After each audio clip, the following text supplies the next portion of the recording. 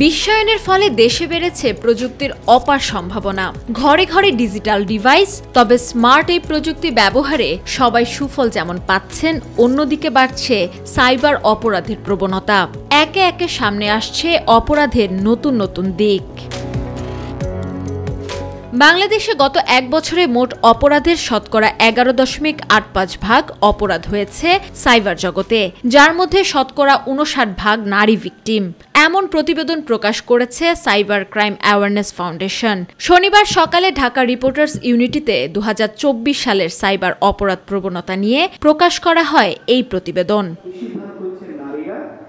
প্রতিবেদনে উঠে আসে শুধু গত বছরই সাইবার অপরাধের শিকার হয়েছে 28,000-এর বেশি ভুক্তভোগী। তবে এদের মধ্যে মামলা করেছে মাত্র 3.73%। প্রকৃত অপরাধের সংখ্যা আরও অনেক বেশি হলেও সামাজিক পারিপার্শ্বিক অবস্থা বিবেচনায় মামলার দ্বারস্থ হন না অনেকেই, জানান বক্তারা।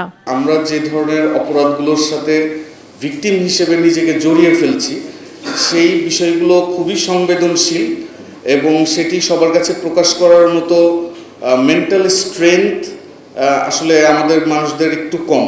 আমি যদি আইনের আশ্রয় নিতে চাই বা আইনের সুফলটা ভোগ করতে চাই, আমাকে অবশ্যই এই লিগ্যাল ফ্রেমওয়ার্কে নিজেকে ইনিশিয়েট করে নিতে হবে। সাইবার সিটি এটা কিন্তু একটা ইন্স্যুরেন্সের মতো। এটা কিন্তু আপনার হয়ে গেলে, আপনি অ্যাটাক হয়ে গেলে আপনি মেজার নেবেন, তাহলে কিন্তু আপনার ক্ষতি কিন্তু অনেকটাই হয়ে যাবে। এটা হচ্ছে একটা প্রিভেন্টিভ একটা মেজার নিতে হবে। এটাই মানুষ বুঝতে চায় না, যেহেতু আমার তো কিছু হয়নি, আমি কেন করব।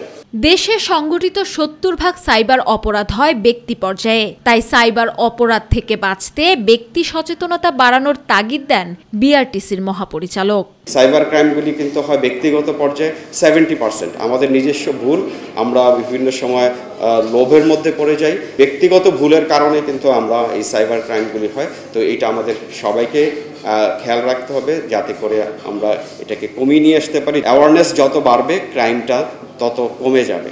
আমেনা হীরা, মাই টিভি, ঢাকা। সুযোগ করে দেওয়ার জন্য।